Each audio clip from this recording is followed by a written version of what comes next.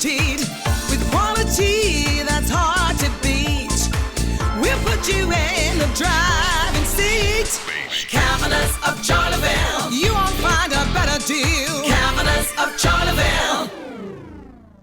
John, had you the opportunity to maybe write the script for today earlier? How close was what we have seen played out? Yeah, listen, you know, as much as you can have a plan coming into a game, you know, we had obviously very high expectations of ourselves in terms of how hard we wanted to work on the day, and I think the players delivered on that in spades. You know, they worked really, really hard from start to finish, right across the pitch, and it was a very defiant performance. I think, you know, whatever was fired at the boys, you know, they found a way to cope with it, and going forward, I think, you know, we showed fantastic teamwork in terms of our support running and our lines of running and just creating just wave after wave of attacker.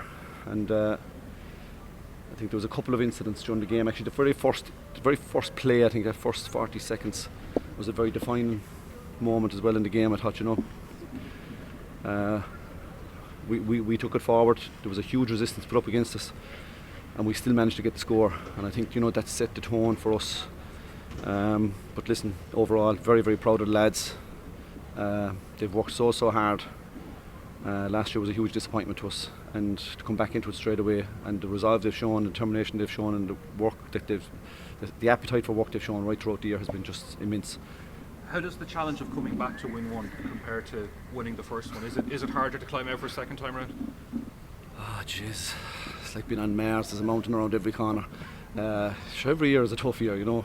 That's inter-county hurling and football for you. But even to come back from the disappointment? Yeah, listen, I've always said to the lads, you know, we just got to keep working hard, and if you work hard enough, you will keep giving yourself opportunities. Last year was an opportunity, we didn't take it. This year we got an opportunity and we took it. And it's about giving yourself opportunities, and if you keep giving yourself enough of opportunities, you'll take enough of chances eventually. You're not going to take them all, you know, we know that. The challenge that's out there is incredible from all the teams. But, you know, if you give yourself a chance, you have some hope. So that's really it. Just, you know, the line was used in commentary on the radio about like a great team will win one All-Ireland, a good team can win one All-Ireland, a great team can come back and win multiple All-Irelands. What's the potential for within this squad now that, you know, you've backed up the performance of 2018? I'm going to enjoy this one now anyway, whatever we'll do. And whatever will come afterwards, we'll worry about it. Living in the world we're living right now, you know, look at the year we've had, like, it's just been incredible and so difficult. And like, we're so fortunate to be able to do what we're doing over the last few months. You know, when you look at musicians and you look at, you know, people in the industry, in the entertainment industry, in the hospitality industry, hotels, pubs, look at those people, they can't even open their businesses. You know, we've been able to go out and play matches. So, you know, we've got to put everything into perspective. You know, it's a fantastic achievement for our players and for Limerick. But, you know, there are bigger things, and please God, 2021 is going to herald the arrival of the vaccine and a return to normality for all our people and for all our society, and get people back into stadiums. And I'm sure they'll be queuing up to buy tickets for the league, please God, if we can get that vaccine rolled out. But, you know, we have to accept that this is a rare privilege to be here for us and to be able to partake in today's game. And we always aimed to just appreciate that all week in the last 2 weeks, and to give it a performance that it merited given the opportunity that we had. John, you got a lovely send-off this morning from home, and I know that family and friends can't be here, but they must be immensely proud of you. Yeah, listen, that was an incredible gesture, you know, from my own family and neighbours and friends and clubmates. And, you know, listen, everybody just wanted to be a part of the day, you know, and does want to be a part of it. And, you know, that comes with, you know, scenes like that. And I'm sure for the players all over Waterford and Limerick, you know, they came with those types of scenarios, you know, from their homes and from their villages and towns. And it just goes to show you the passion that's out there, and, you know, how much it means to people that the games did go ahead, you know, and the lift that it gave them. But listen, the message this evening is simple, you know, enjoy it, soak it up, you know, sit down and watch the Sunday game, stay at home, you know. We will get an opportunity in the very near future in 2021 to get everybody together on the Gaelic ground some evening, you know, everybody, you know, old and young, everybody with their vaccine, please God, and we will have the cup and we can have a full evening down there. But for the moment, we need people to, you know, do the right thing for themselves, for their families, for their communities, and stay at home tonight and, you know, soak it up and enjoy the moment, you know.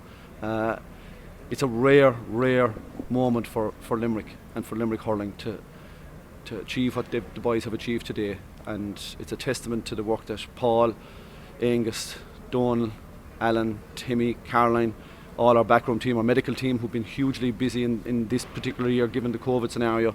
The work that they did was just off the charts for us. And we put a huge effort into keeping the players in an environment that they felt safe in, and that they could come together and work hard feeling safe. And that took a lot. 2,000 temperature checks, I can tell you, in the last 12 weeks. That'll tell you the level of, and players were sent home, if their temperature was slightly above, out the gate and go home. So this is real. This is very, very important that we keep the players safe and well, and we keep everybody else safe and well as well. John, the season started a couple of days after Christmas in the Munster League. What does it mean to have gone through every game, 13, and win the lot?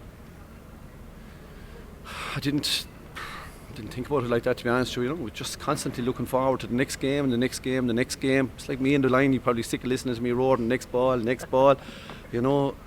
We're always looking forward rather than looking back. Once you get it out of the way, you refocus and settle for the next one, and you get a new target. And every day you go out, there's a huge challenge put up as well. So if you don't have your eyes on the next challenge, you're going to falter. So we have to keep ourselves focused on the next day all the time. Look back now, though, the season is over. Sure, listen, we're immensely proud of it. It's an incredible achievement. We came in 2017, we couldn't win a championship match. We couldn't get out in 1B. We went home soul destroyed back in 2017. I haven't forgotten that, So we understand the value of winning a match, let alone winning, the games that the boys have won this year. So it's a testament to the strength and depth of the panel as well. The boys have all worked hard. We lost Mikey Casey. Richie English wasn't available to us this year. We lost Shane Dowling. But the players kept going. It was next man up, next man up, next man up all the time. It didn't matter who went down, next man up. And again tonight, the boys came off the bench and made a very telling impact in the last quarter. They were so solid, got vital scores, put in vital tackles, and the unity of purpose that was there in that last quarter was the same as was there in the first quarter, and that's a testament to the players that came off the bench. And I'm just delighted for the coaching staff. They've worked so hard with the players. They deserve this moment. They've worked that hard. They deserve it. John, can you tell us what the symbol on the back of the jerseys now? I'm afraid that's for us. It's for us. It's ours.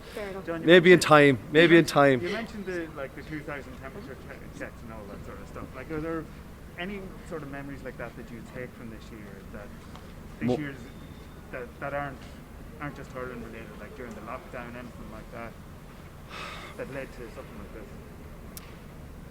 Oh, sure. Just watching the boys on a laptop from home doing their training online through Zoom. We had Zoom calls out to them in their garages, in their gardens, and they're running around the place and lifting weights and just breaking out into breakout rooms and chatting to each other and getting back into it again. I think that was the telling really moment in the year for us. How hard they worked through March, April and May. They were relentless. We actually had to stop them in the finish because they were just doing too much in the finish. But yeah, and do you know what? The break then over the summer for the club was brilliant. They came back in so fresh, mad to get back with it again, and that was. I can remember that. I can remember that evening, our first evening back together, and you said to myself, "Oh my God, look at these fellas! They're literally like cattle after coming out of a shed after the winter, raring for road." And you could see they kept that freshness right throughout the autumn time. It was constantly there. Same again last weekend, even Friday night they were just busting to get out onto the field. We nearly had to hold them back. So. How far does something like this feel back in March and April? Oh God, sure. We didn't think it was going to happen. Really, being honest about it, we kept at it in case it did come about, and we really hoped that it would come around. It would have been such a travesty if it didn't go ahead. And I think we can all say that now in hindsight, looking back on it. Look at what it's given everybody for the last, 3 months nearly at this stage. It's been phenomenal.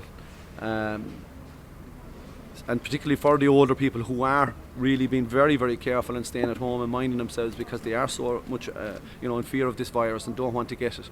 For those people in particular, it's been a huge, huge source of enjoyment, interest, conversation, and a link to reality, a link to something outside of the house that's happening when they're looking at the four walls literally week in, week out. And I'm delighted for them that they have had the championship to look forward to. And we have the football final next week, and please God, the two teams will serve up another humdinger. So after the emotion of 2018, how different was this evening? And again, like on a time you probably made a case that this is the greatest squad of bunch of players the Limerick have ever played. Oh, I don't know about that. I haven't had time to reflect on that. Anyway, that's for certain sure. I suppose, listen, it's a source of great pride for us, because we have worked so hard over the last number of years, and had we, failed to get across the line, you're going to have to go back and go search again and and you get into that repetitive cycle. But I just think it's just reward for this group. They have a great inner belief, they have a great togetherness about them, and an appetite for work consistently. And you saw that out in the pitch more than probably anything else today was the appetite for work that they had right throughout the game. And I'm just so happy for the players, because it is all about the players at the end of the day. We're only just there to help them and to facilitate them and make an environment that they can operate in to the highest possible standards. And it's like a student. You want to see them achieve their potential, and our players have this evening achieved their potential for 2020. In the sense that this team doesn't look like it's going to stop here, would that be fair to say? Who knows? I know that we are probably going to take a few weeks off, regroup and enjoy the moment, enjoy this, and we'll come back and we'll get back to work again, please God, in the spring. And can't wait for it really. Get those people back into these stadiums, yeah, absolutely.